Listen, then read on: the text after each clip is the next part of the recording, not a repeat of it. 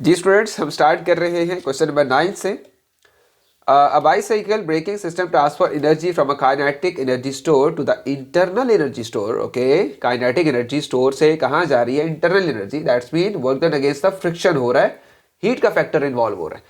अब motor converts energy from the chemical energy store to the kinetic energy store. ठीक हो गया।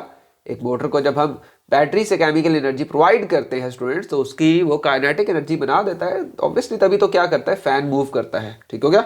विच enables these energy transfers. All right students, braking system क्या करते हो? हाथ से ब्रेक लगाते हो, गाड़ी होगी तो पाँव से लगा लोगे। दैट्स मीन आप मैकेनिकल वर्क डन कर रहे हो। ऐसा है कि नहीं है? आप मैकेनिकल वर्क डन करते हो, उसकी वजह से क्या होता है?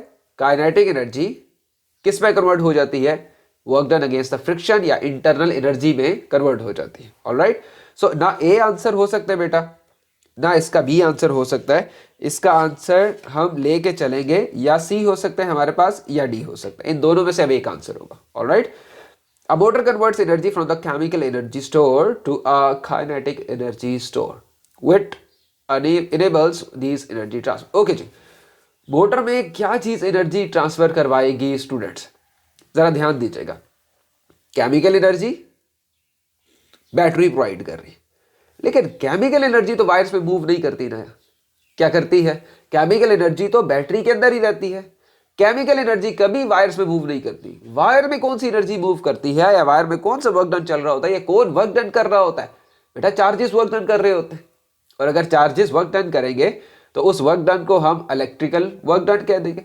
अगर कोई पोटेंशियल एनर्जी है तो हम उसको इलेक्ट्रिकल पोटेंशियल एनर्जी कह देंगे। अगर कोई दो पॉइंट्स के दरमियान पोटेंशियल एनर्जी का डिफरेंस है इलेक्ट्रिकल पोटेंशियल एनर्जी का, तो हम उसको पोटेंशियल डिफरेंस कह देंगे। और ये बात समझ के नहीं आ रही? लिहाजा जो ईएमएफ है और केमिकल एनर्जी वो बैटरी से बाहर नहीं निकलेगी। क्लियर हो गया? उसको बाहर कौन लेके जाएगा? उसको बाहर लेके जाएगा उनका इलेक्ट्रिकल वर्क डन लेके जाएगा। So D is your correct answer. The rest of A B and C are not correct. Okay हो गया? अच्छा जी, the engine of a motor vehicles develops a large power. What statement is correct?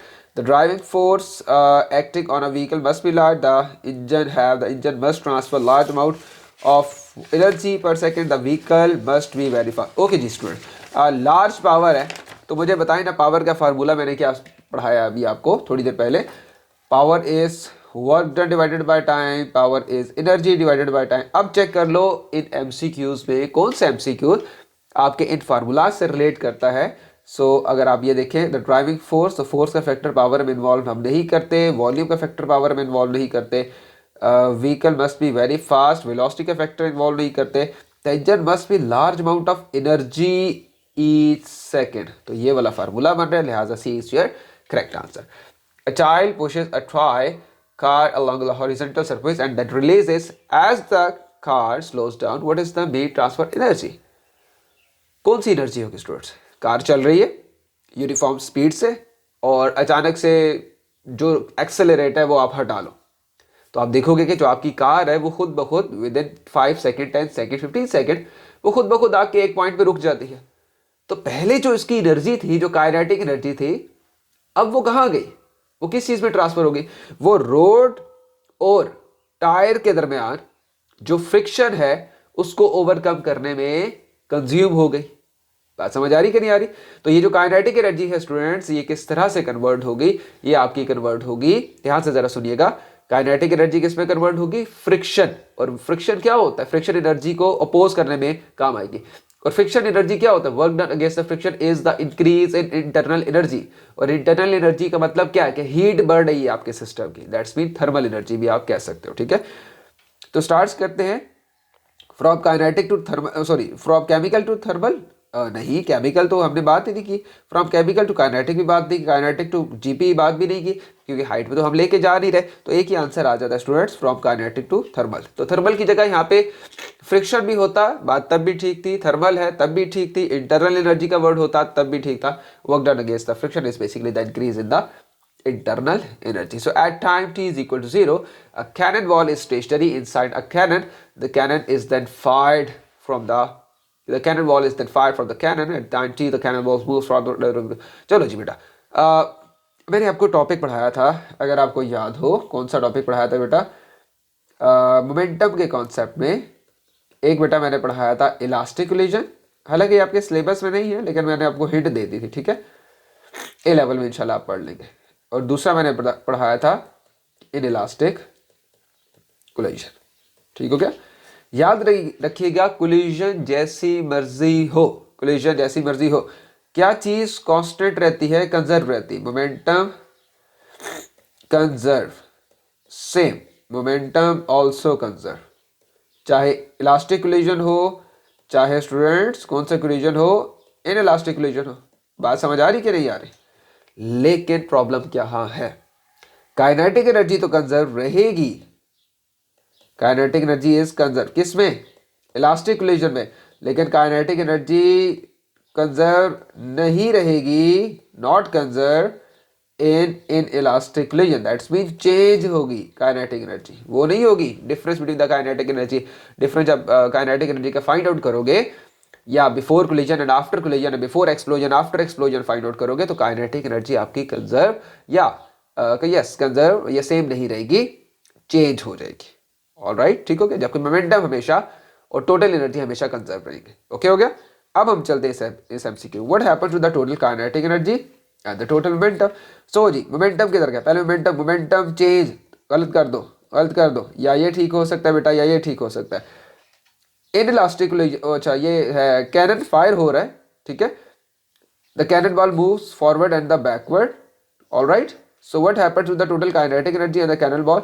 Okay, तो is stationary inside a cannon ball. तो आपके पास जब भी explosion का केस होता है स्टूडेंट्स, तो स्टार्ट कहां से आप करते हो मुझे बताओ ना। जब एक बुलेट एक गन के अंदर पड़ी है, एक कैनन बॉल एक कैनन के अंदर पड़ा, तो वो किस स्टेट पे? रेस्ट स्टेट पे।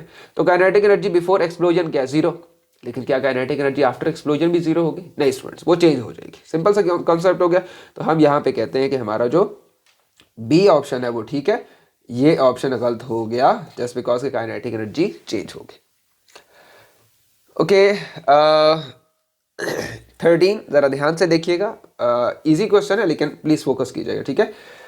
इन a small hydro power scheme, hydro electric क्या होता है? पानी से बिजली बनाना। कैसे बनाते हैं स्टूडेंट्स? हाइट पे लेके जाते हैं पानी को, वहां से क्या करते हैं? ड्रॉप करते हैं, तो टर्बाइंस रोटेट करती हैं in the presence of the magnetic field, और आपके पास इलेक्ट्रिसिटी जनरेट हो जाती है। Alright, so in a small hydro power scheme, 800 kilogram of water drops to a vertical height of how much height? 2.2, mass कितना है बेटा जी? 800 kg। ठीक है, तो सिंपल सी बात है बेटा, फौरन समझ आया करो ना कि हाइट पे लेके जा रहे हैं तो कौन सी एनर्जी इसमें इन्वॉल्व हो रही है? जीपीई, एवरी सेकेंड, टाइम भी दे दिया हर सेकेंड, तो time will be 1 second. The electrical output is this one. So efficiency find out करने के लिए आपको पता है क्या करना पड़ेगा? पी आउट, क्या मैं सही लिख रहा हूँ? P out divided by P in multiply 100। सो क्या आपके पास पी आउट है? बिल्कुल है, ये 10.6 किलोवाट है। लेकिन क्या पी इन है अभी? नहीं स्टूडेंट्स, पी इन नहीं है। तो पी इन के लिए क्या करेंगे हम? पी इन के लिए हम करेंगे एनर्जी डिवाइडेड बाय टाइम। और कौन सी एनर्जी यहाँ पे लग रही है, ये आपने इतना लेंथी नहीं करना, मैं अभी कॉन्सेप्ट बिल्डिंग आपकी करूँ, ठीक है। कौन सी एनर्जी हम यहाँ पे यूटिलाइज करेंगे स्टूडेंट्स? हम करेंगे जीपीई, क्योंकि हाइट पे लेके जा रहा है और इसको हम टाइम से डिवाइड कर देंगे। So what is GPE? M g h, okay, m g h divided by time. What is mass? 800, 10 से डिवाइड करोगे 8000 हो जाएगा। हाइट है 2.2 बेटा, टाइम कितनी है? 1। So P in, what is P in? P in I guess मैंने calculate की थी, ये बेटा आ जाएगी 17600। इसको ट्राई कर लो, जरा चेक कर लो मैंने सही किया कि नहीं सही किया। अच्छा, ये वॉट में आ रही है अब, ठीक है। ये किस में आ रही है? वॉट में आ रही है। ऑलराइट, सो वो किस में स्टूडेंट्स? वो किलो वॉट में। तो आप उसको कन्वर्ट कर लो, 10.6 इंटू 1000 डिवाइडेड बाय 17600 मल्टीप्लाई 100, ये जीरो इससे कैंसिल कर दो, और बेटा आपके पास जो आंसर आ जाएगा वो आई होप सो के 60% आपका आंसर आ जाएगा। All right. So a mass hangs vertically from the spring, which energy alternatively increases and decreases throughout the oscillation. जी बेटा, कौन कौन सी एनर्जीज होती है? स्प्रिंग को अटैच किया गया है एक स्पोर्ट के साथ या एक स्प्रिंग और इसके नीचे लगा दिया हमने एक मैस लगा दिया। अब मैस को हमने ऑसिलेट किया, वो जो स्प्रिंग है वो बड़े मज़े से ऑसिलेशन करना शुरू कर गया। ऑलराइट, ठीक हो गया। अब जब वो ऑसिलेशन कर रहा है स्टूडेंट्स, तो आपको मैंने सारा केस एनर्जी कंजर्वेशन का समझाया हुआ है कि जिसमें आपके पास कौन कौन सी एनर्जी होती है, चूँकि वो वर्टिकली हैंग किया गया है, ठीक है, लिखा है। तो जब उसको वर्टिकली हैंग किया गया, तो जब स्प्रिंग कंप्रेस होके ऊपर जाएगा स्टूडेंट्स, तो उसके अंदर जीपी स्टोर हो जाएगी, ठीक हो गया। लेकिन जीपी से उसको वापस कौन भेजेगा, दैट्स मीन रीस्टोरिंग फोर्स कहां से आएगी, आसान करूं तो, या रिकॉइलिंग फोर्स कौन देगा, वो स्टूडेंट्स देगी उसकी इलास्टिक एनर्जी, जो कि स्प्रिंग को इस काबिल बनाती है कि वो अपने मीन पॉइंट की तरफ दोबारा जाए। ऑलराइट, ठीक हो गया। और जब वो नीचे जाएगा तो जीपी किस में कन्वर्ट हो जाएगी, काइनेटिक एनर्जी में। फिर दोबारा स्ट्रेच होगा स्प्रिंग, तो मैक्सिमम जीपी, वहां पे दोबारा इलास्टिक स्ट्रेन एनर्जी होगी, जो कि दोबारा उसी स्प्रिंग को मीन पोजीशन पे जाने की तरफ, ओरिजिनल शेप की तरफ जाने, ओरिजिनल शेप को मेंटेन करने के काबिल बनाएगी। तो इस टाइम आपके पास थ्री टाइप्स की एनर्जीज होंगी। कौन कौन सी, gravitational, kinetic and elastic energy. तो स्टूडेंट्स आपका ए आंसर करेक्ट है। ऑलराइट, आई होप सो कि ये चीज़ आपको समझ आ गई होगी। इसको हल्का सा दोबारा एक्सप्लेन कर देता हूँ, ये ना हो कि कुछ बच्चों को समझ ना आए तो फिर प्रॉब्लम हो जाए, ठीक है। ओके जी स्टूडेंट, तो मैं आपको बता रहा था कि इलास्टिक एनर्जी कौन सी एनर्जी है। जैसे मैंने आपको इलास्टिक लिमिट पढ़ाया था, ability to regain the original shape, ठीक है, ability to return towards the original shape, इस किस्म की बातें हमने की थी कि जब भी एक स्प्रिंग को हम स्ट्रेच करते हैं तो वो दोबारा अपनी ओरिजिनल शेप को मेंटेन करने की ट्राई करता है। इसको हम कौन सी एनर्जी कहते हैं, सॉरी, इसको हम कौन सा प्रॉपर्टी कौन सी कहते हैं, इसको हम इलास्टिक लिमिट कहते हैं, लिमिट ऑफ प्रोपोर्शनैलिटी कहते हैं, जिस लिमिट के अंदर अंदर मटेरियल दोबारा रीगेन करता है। और ये इलास्टिक एनर्जी आती कहाँ से स्टूडेंट्स, बेटा ये आती है स्प्रिंग से, सॉरी, ये स्प्रिंग के अंदर एटम्स की बॉन्डिंग से आती है। एटम ऐसे ऐसे टाइटली बाउंड है, आपने खींचा, जब खींचते हो तो यही जो एटम्स होते हैं ये थोड़े थोड़े थोड़े दूर हो जाते हैं और ऐसे लॉक होकर जोर से एक दूसरे को खींच रहे होते हैं। अब अगर आप एक्सटर्नल एजेंसी हटा दो तो ये क्या करेगा, ये स्प्रिंग दोबारा से अपनी रीगेन करेंगे अपनी ओरिजिनल पोजीशन को और दोबारा से उसी पोजीशन पे, अनलेस कि आप इतनी ज्यादा फोर्स लगाओ कि ये बॉन्ड ब्रेक हो जाए और मटेरियल परमानेंट डिफॉर्म हो जाए। ठीक हो गया। आई होप सो कि मैंने थोड़ा सा आसान करने की कोशिश किया। इलास्टिक एनर्जी कहां से आती है स्टूडेंट्स, एटम्स की बॉन्डिंग से आती है। ऑलराइट, ठीक हो गया। मैं ये चैप्टर पढ़ा चुका हूं आपको। तो वो बॉन्डिंग से क्या, एटम्स बॉन्ड बना के बैठे, आप जैसे ही खींचते हो या कोई इस पे स्ट्रेस लगाते हो, कोई फोर्स लगाते हो, तो ये अपनी पोजीशन से बेंड हो जाते हैं। लेकिन अब इसमें इनमें कौन सी एनर्जी है, ये इनमें इलास्टिक एनर्जी आ चुकी है, ये वापस अपनी प्रीवियस पॉइंट पे जाना चाहते हैं। तो ये जो इलास्टिक एनर्जी है ये due to interatomic bonding की वजह से आपकी मटेरियल के अंदर होती है। ठीक हो गया। तो अगर एक आपने स्प्रिंग लगाया हुआ है स्टूडेंट्स, ठीक है, ये उसकी ओरिजिनल शेप है, ये आपने उसके साथ मैश को हैंग कर दिया। ऑलराइट, तो जब ये स्प्रिंग, स्टूडेंट्स जरा ध्यान से प्लीज सुनिएगा, जब ये स्प्रिंग इस तरह से कंप्रेस होगा, ठीक है, तो इसको वापस अब कौन लेके जाएगा उस अपनी इस ओरिजिनल पोजीशन की तरफ, ये लेके जाएगी इसकी कौन सी एनर्जी, इलास्टिक एनर्जी। और जब ये कंप्लीटली नीचे तक स्ट्रेच हो जाएगा स्टूडेंट, तो इसको वापस कौन लेके जाएगा, अगेन आपकी इलास्टिक एनर्जी। क्लियर। तो हर एक्सट्रीम पॉइंट पे जो एनर्जी वर्किंग कर रही है वो इलास्टिक एनर्जी और इलास्टिक एनर्जी वर्किंग कर रही होगी, और जो दरमियान में एनर्जी जो वर्किंग कर रही होगी आपकी, वो बेटा जीपी होगी और काइनेटिक एनर्जी होगी। ठीक हो गया। So a tennis ball is dropped from the position 1, it falls vertically on the hard surface at position 2. So आपको दिया हुआ है अगेन, और बॉल का आप ये साइज चेक कर रहे हो, ये चेक करें कैसे ये इन्होंने अजीब सा बनाया हुआ है। दैट्स मीन एक सर्कुलर बॉल को उन्होंने, टेनिस बॉल है, उन्होंने यहाँ से थोड़ा सा कंप्रेस किया हुआ है। तो अगर एक रबर को कंप्रेस करो तो वो दोबारा उसी शेप में जाने की कोशिश करती है स्टूडेंट। तो अगर ये बॉल इस तरह है, दैट्स मीन ये अभी डाउनवर्ड फोर्स लग रही है और अर्थ इसको दोबारा वापस रिकॉइल करेगी, just because of the elastic property of this rubber. Alright, so which energy changes, height से आ रही है तो जीपीई होगी, नीचे आगे स्पीड इंक्रीज होगी तो काइनेटिक एनर्जी इंक्रीज होती रहेगी। ऑलराइट स्टूडेंट, और जब काइनेटिक एनर्जी इंक्रीज होगी तो आपके पास जीपी किस में कन्वर्ट हुई, काइनेटिक एनर्जी में, और अपॉन कोलिजन मैं यहाँ लिख देता हूँ, अपॉन कोलिजन या on collision what will happen, recoiling होगी, ठीक है, किस चीज़ की, बॉल की, और काइनेटिक एनर्जी किस में कन्वर्ट हो जाएगी, इलास्टिक एनर्जी में।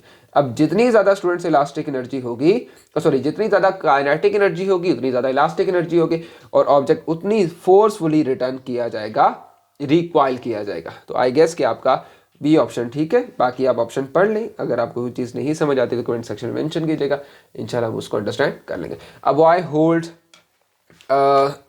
a boy hold onto a bar and pulls himself up with, okay, dent वगैरह निकाल रहे, पुशअप्स निकाल रहे, he raises himself to 40 centimetre, 40 centimetre raise किया है, 0.5 second, the weight of a boy, what is the average power. So बेटा ये अब आपको पता होगा, mgh divided by t। So mg क्या है, ये आपका वेट बन गया, ठीक है।